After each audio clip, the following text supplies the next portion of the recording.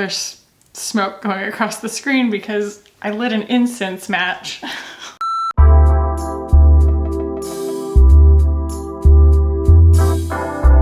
What is up, my dudes? Guys, today I couldn't decide how I wanted to frame this video, and then I realized we've not done a really good feel good, chatty, get ready with me in a long time. So I have makeup that I'm really excited to show y'all today because it's feel good makeup, and that includes my new Viseart palette, the Paris Edit, which I've had a chance to play with a little bit, and I was a little surprised about a couple of things, so we will go through that. I also have this new Hourglass bronzer that a lot of you guys have been curious about since I showed it in my haul, and I have kind of gave you guys a little sneak preview of this, but the Unreal Hourglass lip gloss in the shade Provoke. So these are all kind of in cool tones. We're gonna play with cool and warm tones today. I'll try and talk through it a little bit when we do the eye look, but the main thing today I want to talk to y'all about is just 2020 in general, and I promise this will be a feel-good video. You're like, really, Kackie? It's gonna be a feel-good video and you're gonna be talking about 2020 in general?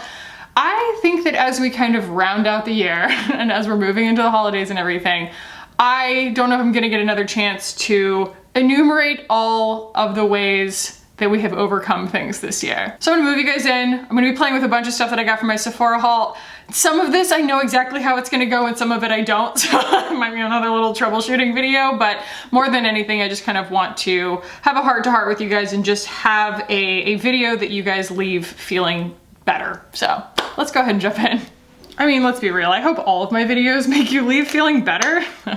Bad. It's like, I just want you to feel worse, guys. No, I don't know.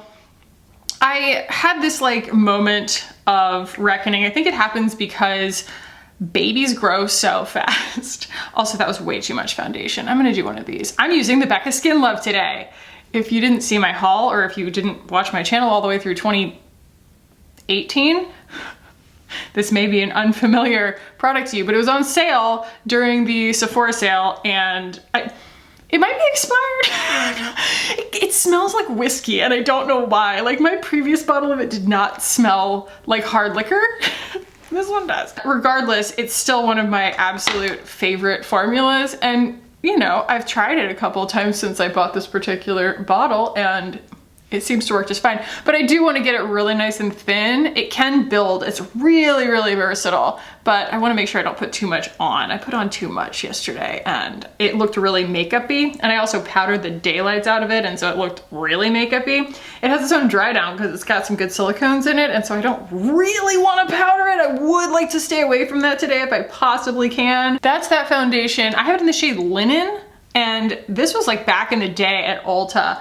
I went and actually swatched this until I found the shade that I felt like matched me, so hopefully it's still a good match. I think it's the lightest one, might be the second lightest one, I'm not sure. But they do have a pretty good shade range, but see, I didn't use hardly as much as I dispensed for myself. I'm actually gonna build it a little bit under my eyes. I really, I know I keep saying this, but I'm really over, especially from a powdered look standpoint, I'm really over like super pale concealer. I just wanna increase the coverage, but I don't really want to like highlight it, you know? I just want it to look like skin. I'm gonna cream bronzer, cream contour here. I'm gonna use the Salt New York palette, but I'm also going to use something I haven't used in a while, which is the Fenty Cheeks Out Butter Biscuit right here. And speaking of cool and warm tones, the main thing that I'm going to be trying to show today, using a lot of the cool tone stuff that I did get in the Sephora sale, is just that cool tones recede from the eye, warm tones look like they're coming towards the eye, and that is how you enhance all the contours of your face. So if I neglect to say that for the rest of the video, understand that that is my main idea. So last night I was on Instagram, and you guys might remember me mentioning Erin. Erin is one of my subscribers who I just have, you know, become kind of friends with because we were pregnant at the same time. And she had her baby like 2 weeks to the day before I had Simon. And you know, we just kind of get to swap stories and swap photos and stuff like that. And she told me last night about an app called 1 Second Every Day. And I had heard of videos of people doing that like on YouTube, and those things went viral when someone thought to do that, you know, 1 second every day of their child for like 20 years or something like that. It doesn't really take much to get the effect. So, you know, my kid being 6 weeks old, and filming a second every single day is still like really effective. And so I downloaded the app and it organizes it for you. And of course, if you have had a child, you do nothing but take pictures of them and take videos of them. And so I did have a photo, or like a live photo from iPhone, you know what I mean? So it's like a tiny video, or an actual video every single day, pretty much, since he was born. And so I put this video together, and it's just crazy how quickly they change and grow. I mean, he was just such a little bug. He was born 4 weeks early, and so he, you know, had a lot of catching up to do, and he has done a lot of that catching up. And I can't believe he's 6 weeks now. He's over 6 weeks, and we're already scheduling his 2-month appointment, like his well child checkup and stuff. He's got his own insurance. Like, he's a human, he's a person, he's got a college fund. Like, it's pretty cool. But it did make me start to reflect the way that you do on just how quickly time goes by, but also how this year has felt both extremely long and extremely short. And I think it's because we've just all, in one way or another, been white knuckling it through this year. And I think that we all deserve to, and I see all these memes all the time on Instagram that tell us that we deserve to, you know, unclench our jaws and cut ourselves some slack, and, you know, make sure that even though, you know, you feel kind of crappy, understand that it's not your fault because of all the things that have been happening this year and stuff. And it's so much easier said than done. So, you know, beginning at the beginning, January was when I got pregnant. I didn't know, obviously. They trace it back to your, the first day of your last period. And so technically I was pregnant as of January the 20th. And I shouldn't have bronzed. Maybe this is a warm bronzer. We'll use the Hourglass as kind of our cool bronzer. But I'm gonna let all that kind of dry down a little bit first before I do that. Maybe we'll go on the eyes. We'll go on the eyes first. So I got pregnant, and I had, you know, my whole first trimester, I was not one of the people who had like what you would call a quarantine baby, because I was pregnant before we were all on lockdown. But I couldn't announce it until, late March, something like that. January, February, March, no, it was April. It was already like middle of April. We're gonna cut to the chase and go in with the eyes. We're just gonna start. It might end up kind of muddy because these shades all are so appealing to me that I end up kind of like not being able to decide and just throwing all of them on my eyes at once, but well, you know, whatever. It'll be fun regardless. So your first trimester is very lonely because you can't talk about it with anybody, because the whole idea is that you're waiting to get kind of out of the woods on the whole miscarriage risk, which happens at like 12 weeks. That's statistically, you know, when you're a lot less likely to miscarry, and they consider it a viable pregnancy, basically. I think that that's the technical term. I could be wrong, but I did not make it to that milestone the first time, and that was back in December. And so, you know, we were on pins and needles, and I could not talk about it. And when you're putting your life online, you just want to talk about stuff, because you guys, especially with my pregnancy and post-pregnancy over on my vlog channel, have been so unbelievably helpful and supportive.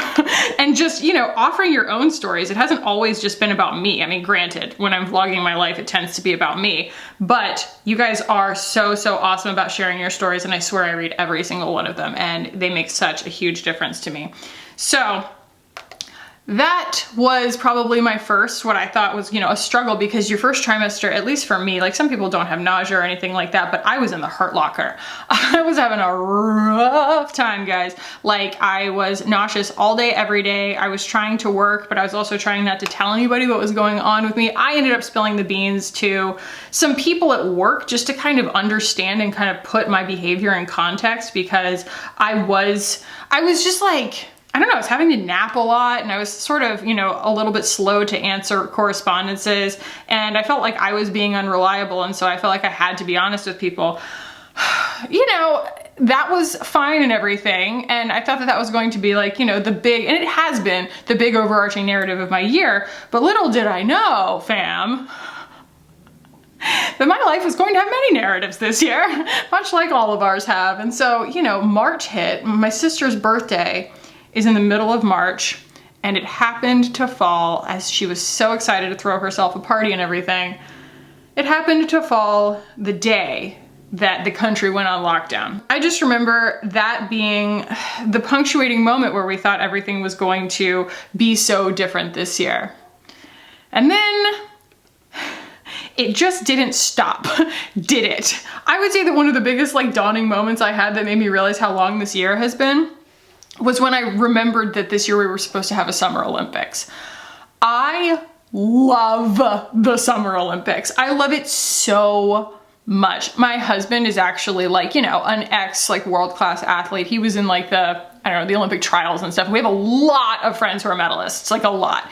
And so I don't know, it's always just felt really, really near and dear to my heart. Plus, when I got in my accident in 2008, it was on August the 10th of 2008. So those Olympics had started 8/8/08. And so that was what I did while I was healing. By the way, I got hit by a car in 2008. Yeah, I was on my bike and I got hit by a car.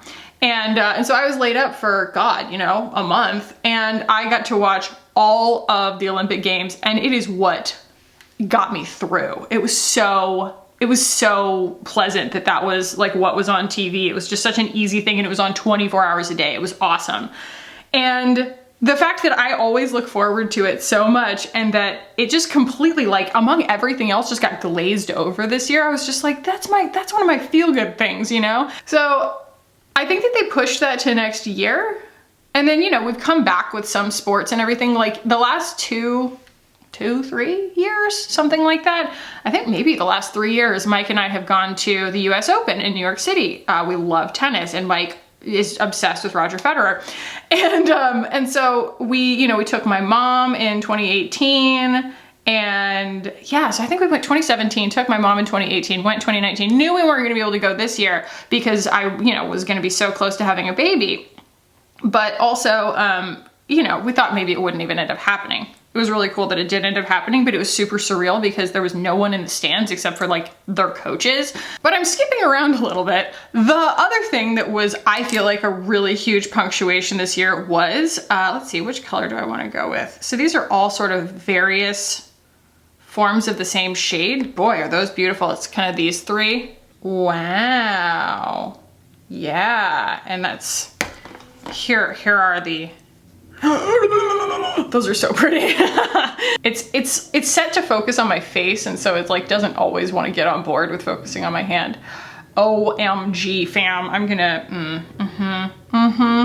So speaking of our warm and cool, like this is definitely a decidedly neutral to cool toned palette, but the neutrals do tend to go a little bit warm by comparison, and anything cool tends to sort of neutral on my skin because I do have slightly warm undertones. So I think I'm just gonna play in all three of those really around my lid, and that's going to give the illusion of, it coming towards your face.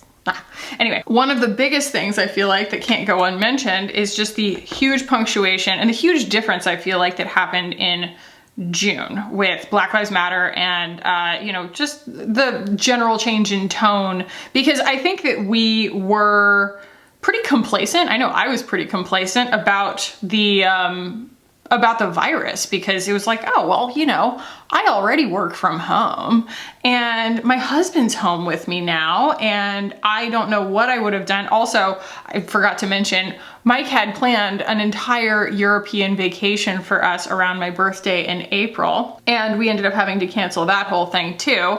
And that was sad. That was sad as heck.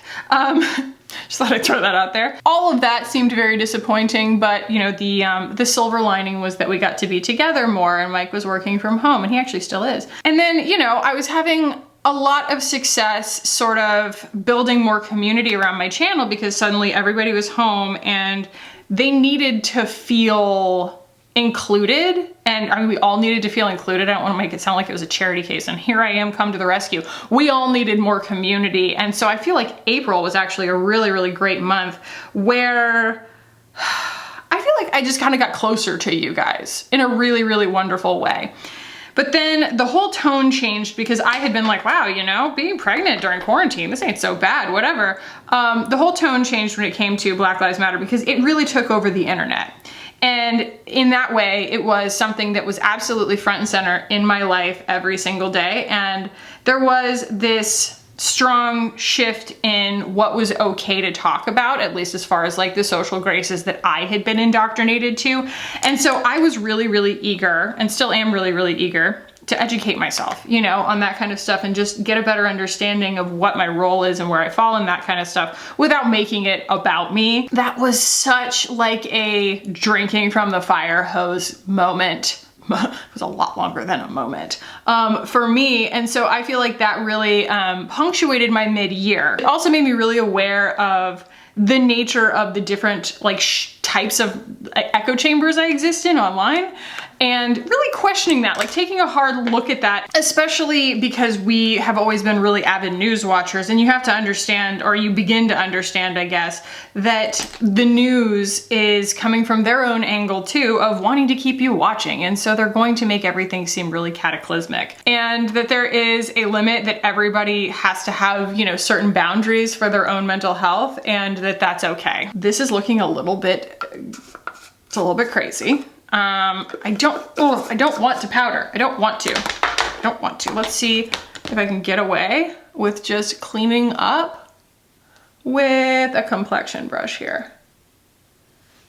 Yeah, kinda. I would say that once we get everything else on, that works. But yeah, you can see this is a funny little palette because you do end up with these, I feel like, surprisingly dissonant shades. You know, this ends up being so much warmer, so much peacher against these cool tone shades that you do end up with like a pretty big contrast that, you know, demonstrates the cool and the warm of it all, even though they don't look that different in the palette. I am surprised, and I also really enjoy this formula. All right, let's do some cheeks. I think that I want to go back in with a Daniel Sandler. I think that that's going to give me a lot of control. Moving on from June, and I don't think that it was moving on in the sense that, you know, the message became irrelevant. It was more so, you know, moving the conversation along to being productive and putting things into action. Is this the right brush? Is this the brush that I want to use? Well, it's the brush I'm using now. And I feel like that had a really, really like strong temperature shift to the rest of the year, and sort of the conversations that I was seeing around the election and things like that. And honestly, I feel like regardless of where you fall on the political spectrum, the election was like one of the most stressful things that could have possibly happened this year. And regardless, again, of where you fall, we're all just pretty darn glad that it's over, or, you know, close to over, depending on who you ask. Yeah, so this is Nectar. I feel like that's doing a wonderful job of sort of mirroring the peachy tones that I have going on in my eyes right now. And we're gonna kind of build on top of that with Berry and, what's the other one called? Petal. We love Petal. I think that all these go together really nicely. Also, I'm gonna look a lot better once I get the makeup off of my lips because it makes me look like a zombie. So, cut to September the 29th, right? And we are having what ended up being a very, very like hard to watch political debate on TV. Well, it was harder to watch for me, logistically speaking, because I had my water break right at 7:15 that day, that evening. Sitting down, we had just ordered pizza, and I was, you know, 4 weeks early on going into labor. So I had absolutely no suspicions that that was going to happen. And so, yeah, you know, walked my own butt into the hospital. Didn't think it was any big deal at all. I knew my water had broken, but I was just like not really feeling anything. And then, yeah, I went through what ended up being a pretty painful delivery, you know, and we had our baby the next day, and it's been absolutely drinking from the fire hose ever since. And these are the things that have colored my year. So that's Berry. I feel like that might be a little too much, but when has that ever stopped me, guys? When has that ever stopped me? I look crazy. And I don't usually do my makeup in this order. And so I'm trying to kind of temper my expectations a little bit, understanding that, you know, doing my eyes first is going to make things look bizarre from what I'm used to seeing, but it's definitely very, very, very many things happening. So, you know, that's my story, but I also want to talk about like what happened to all of us, right? I'm gonna use a tiny bit more complexion product, a little bit more foundation, and just the beauty of working in all cream is that you can go and clean it up I mean, all things considered, the things that have affected me have been mostly emotional. They have not been the things that a lot of people have experienced this year in terms of job loss and the stress that goes with potential job loss, just not knowing, you know what I mean? I think uncertainty can be just as hard to bear as, or maybe even harder sometimes to bear than something just kind of like, you know, bad happening. It's like, is it bad or is it gonna be bad? Like that's kind of, I don't know, it's hard to really weigh which one of those is worse. And so there are people who lost their jobs, there are people who lost loved ones, there are people who lost their lives. And, you know, in that context, I've had a pretty darn easy year. But we're not in the business here of diminishing our own experiences just because someone else had a tougher time. You know, that's not healthy, it's not productive. One thing that has kind of happened to me this year, and I think it was a product of just about everything that was, I don't know, that just I felt steeped in, was just this constant battle with perfectionism. And I really thought that a lot of where I had arrived from all my therapy and all of my, like, you know, personal practices and stuff was that I had dismantled a lot of the perfectionism. Wow, that brow looks great. That went well. That's also my Chanel brow. But that I was constantly coming up against new ways that I needed to recognize how perfectionism was crippling me and crippling my personal growth. Because from the standpoint of, like, quote unquote educating myself, you know, around the Black Lives Matter movement, I think that I could have largely benefited, you know, years ago, if not just early on in that process, from just recognizing that it's not about being right, and it's not about preserving your own opinion of yourself. It's about growing, and it's about dismantling your opinion of yourself, and that your opinion of yourself is actually not really the most important thing. But also, you know, being a new parent, oh boy, it'll really do a number on perfectionism. You don't even realize all of the ways that you're holding yourself to an unfair standard of accountability. I would have never expected that that is the thing that would have been the hardest part about becoming a new parent, is that I really thought I somewhere in the back of my brain thought I was going to be perfect at it. And you know, obviously that's not true. And I thought that I would be better at recognizing it before it just totally, like, smashed me underneath an anvil of my own self-judgment, but I didn't, you know? All right, I'm going to do something risky. I'm going to take that Hourglass, the bronzer, and I'm going to put it on with a brush like this, because this brush is almost like a sponge. I say that like every time, just because it's so tightly packed and round.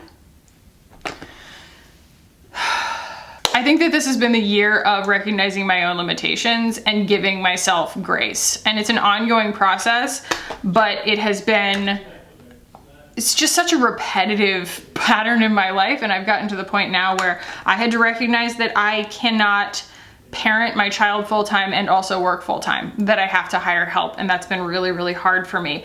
It also was really hard for me to find breastfeeding really, really challenging. It's also been really challenging for me to, you know, look at my business and want this to be something that, you know, I can say yes to everything, and it just isn't. And, you know, understanding that not everything is within my control, especially when it comes to, like, the timeline around my child. Like, sometimes he sleeps all day and sometimes he's awake all day. Sometimes he fusses for no reason. Like, and just, like, letting go a little bit, but letting go is so much easier said than done.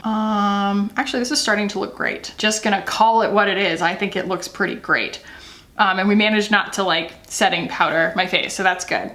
Although this piece of hair drives me absolutely bat you know what. I'm going to use eyeshadow as an eyeliner today, the way that I typically would, just because I find that the black just makes it look so severe. I want to go with brown. Brown, brown, brown. Where's my little palette? Oh, maybe we'll just go into the Viseart palette. That's a good idea. I'll just use, like, a purple. It's kind of a burgundy, actually. It looks purple in context. Ooh, that's so nice. But yeah, as I'm kind of looking at this year and seeing it kind of closing out, I realized that once again, my perfectionism especially does this to me, but something I'm really bad at is looking back, taking a moment, and giving myself some credit. And I think we probably all kind of suffer from that because go, go, go is sometimes more comfortable because you don't ever have to actually sit with any hard emotions. And the hard emotions have happened so quickly and so constantly this year that I feel like we're probably going to be feeling the reverberations of them in ways that we haven't even anticipated for like years to come. You know, at least I will. Like, I'm just gonna be unpacking this crap for years. Like, where did that come from? Oh, probably from that trauma that I didn't even realize happened in 2020 kind of thing. It made me also think that, you know, this would probably be a healthy exercise for all of us to share our stories from this year and the things that not just have sucked, but also the things that we've overcome, and take a moment to sit and congratulate ourselves for being strong and coming through it. Because I guarantee, you know, no matter, again, I'm not trying to like shade my own experiences by comparing them to ones that were more difficult than mine or anything like that, but you know, I think that we all benefit from the perspective of seeing how hard it was, but also that we were resilient and we made it through. I encourage you guys to all share your stories about 2020, maybe what were like the hardest things, but also maybe the most rewarding things. And you know, some people probably do have some really great stories of redemption.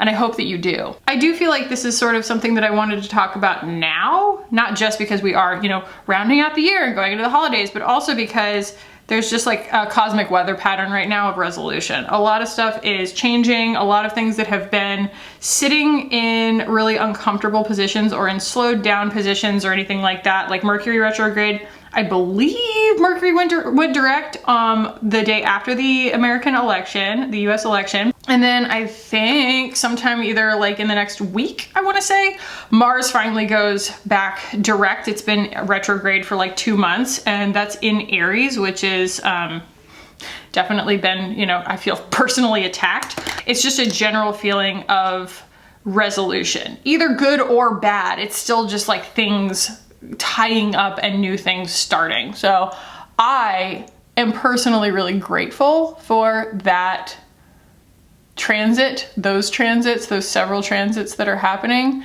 And I kind of knew that they were going to happen. I've been talking about it for a long time because I do read a lot about this stuff, about astrology and everything. And I've always just been like, guys, I'm just holding out for mid-November when everything starts to like finally calm down. And as much as I feel like everything is sitting in a new normal because we've been like frogs being boiled this year, we just sort of like have become inured to like low levels of trauma all year, that still, at least by comparison, things feel like they're lightening up a little bit.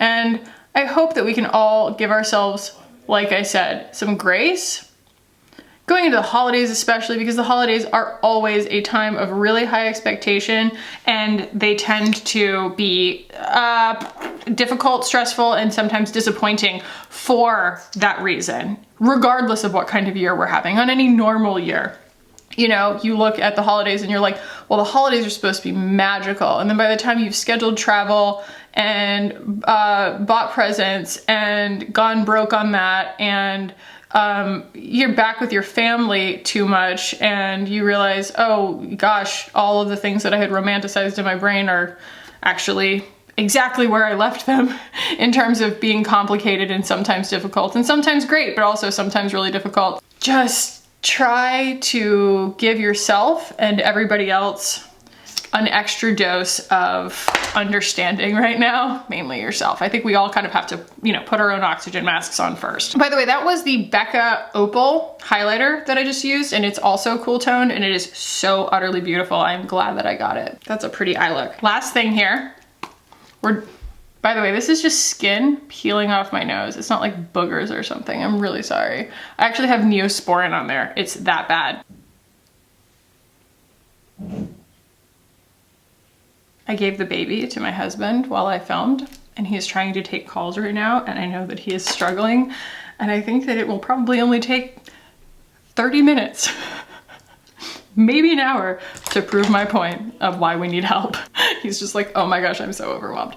So going in with the Hourglass Unreal Lip Gloss, I just really feel like this rounds it out, especially talking about cool tones. Oh my God. You know how, this is gonna be a niche, a really niche thing, but I don't know if you guys ever watched Real Housewives of Beverly Hills. And Lisa Rinna obviously has had her lips plumped as the day is long, but she always has the most beautiful, like effortless looking nude plumping like lip glosses on. And I feel like this, I finally nailed the Lisa Rinna lip, you know? I mean, granted, my lips are half that size, but it's just that like, oh, this old thing, kind of cool toned, bouncy lip. And it's also minty, so it's gonna plump a little bit. And I just feel like it agrees with my undertones, but it's also different, you know? It's not just rosy, it's not like my lips, but better. It's a different tone of nude on me in a cool toned way, and it makes me really happy. Did I put any brown mousse on? If I did, it's not enough. I'm going in with the Ilia Brow just because it's the only one that I can find. And this is in medium brown. So yeah, going into the holidays, I've asked my husband, and I just realized that he has, you know, very similar sentiments that I do. And he's not really much of like an emoter, so this is just how I glean how he feels about things. But you know, he was like throwing the ball for the dog yesterday in the backyard, and I was feeding the baby, and I was like, hey, so like, how over the top and extreme am I allowed to be this year in decorating for Christmas? And without even skipping a beat, without even taking a breath, he goes, very. Because I think that like the holidays in the context of this year are just such a little moment of familiarity that we just kind of want to really hyper concentrate it. I watched Leanne's vlog and she's just like putting up like 4 Christmas trees, and I'm just like, yeah, girl, that's where I'm at too. But also I had this really great moment the other day where like my husband's trying to tell me something and I can't hear him because I'm like washing bottles or something like that.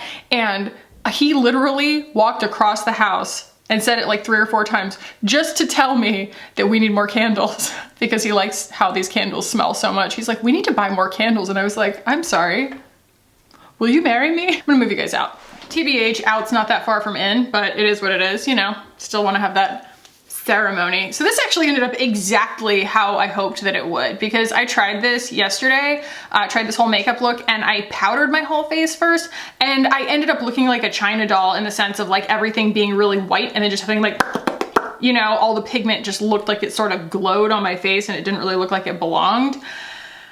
I don't have as much blush on as I typically would, which is actually really funny considering where we were in the middle of this, where I literally just had blush all over my entire face. But I am trying to be okay with it right now. Do you want to put on a little more petal?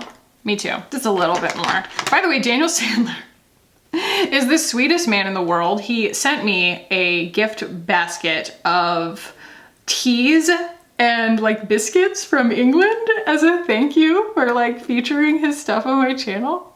Oh, he like totally didn't have to do that, but it was so sweet. Oh my gosh. Yep. I love that. I love that. Always just a little more blush, you know? I always surprise myself with my ability to like talk myself back off the ledge and then just go right back up, toes to the ledge again. Give me that blush.